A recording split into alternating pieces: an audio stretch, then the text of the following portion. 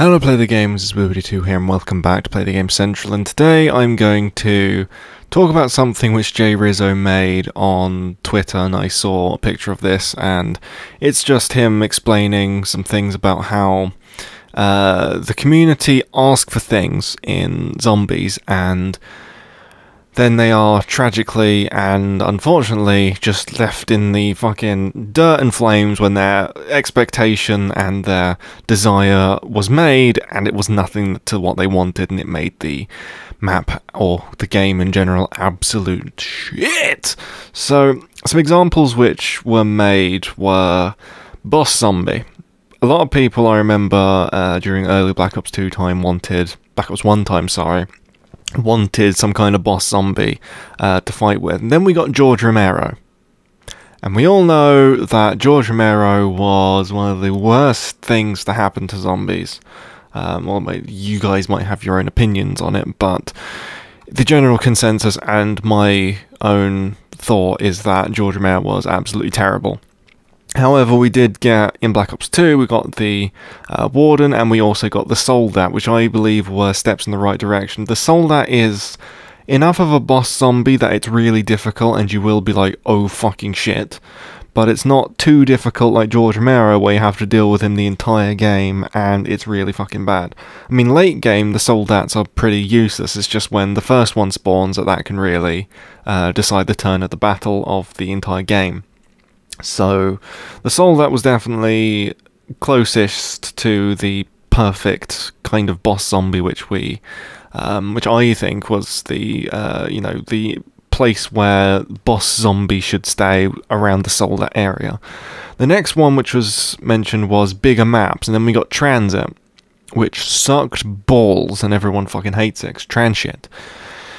And the reason mainly behind that was because it was just like 5 areas, just separated by a mass amount of fog, and the fog was absolute stupid. If they got rid of that and they kind of had something in between without denizens and that kind of stuff, it would be a better map. But I guess because if it's a bigger map, then they have a harder time making it closed spaces, and I mean the closed spaces, tight corridors kind of thing is what works with zombies, because you can turn around a corner and then see a big clusterfuck of them just charging at your face, whereas in a big wide open map like All the Dead or Transit, you see them come from a mile away, you can easily avoid them, and it's just not a great idea for like a big map. However, Mob of the Dead did stretch the limits of what was capable of a DLC, of the engine, and of maps that they could create in zombies for a DLC. And Mob of the Dead was very good because it was tight corridors and it was, yes, very big. And so that played very well, and so that's something which they need to stick with, is something like Mob of the Dead in terms of map design. The next thing which was mentioned were more down-to-earth kind of residential style maps, and I am one of the people which did say something Left 4 Dead style like schools and stuff would be a nice place for zombies to have a map in, but it seems that Transit, Die Rise and Buried seem to be quite generic kind of places, and so they weren't really too interesting, Buried being the most interesting of all 3 of those. But regular everyday places, no. In terms of, I mean, the best maps were things like Varrock, which was an asylum which did 115 research and zombie research in World War II. Derice, the same kind of thing, but it was fucking mental what they were doing on there. And the Moon, for Christ's sake. So, epic places like, I mean, there's no secret that we're going to be getting Argatha in some way, shape or form in a map in the next installment of Zombies. And, Argatha is a very mythical place, very important place, and hopefully that is going to lend itself very well to the gameplay.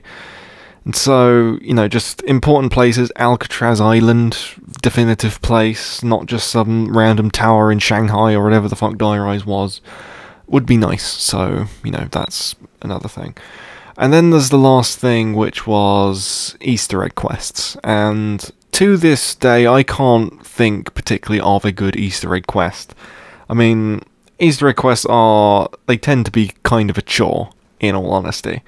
The Origins Easter egg was awful, because it was just so long and so difficult, and it's just not easy enough. Whereas other Easter egg quests are too easy, or they're too hard, or, you know, they just haven't found the right balance yet, and we're going to get them regardless of what we say or do.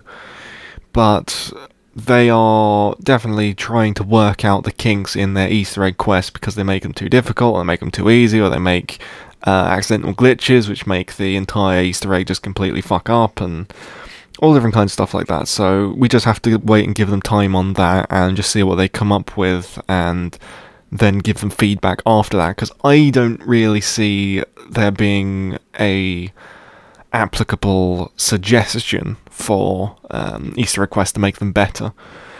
So, you know, those are all the things which I wanted to talk about. So yes, just the main thing is that Treyarch do listen to the community, but they kind of do it a little bit too much, and so much so that it kind of goes against what they would come up with themselves. Because the community gets their hopes and expectations up, and then they're smashed to pieces because it's not exactly what they wanted, or the engine isn't capable of handling it in some way, shape or form. So that's it. So thank you all for watching, hope you've enjoyed this video, and if you did, remember to leave a like rating, be so kind as to do so, and subscribe if not subscribed already, and I will see you next time. Thank you for watching, and goodbye.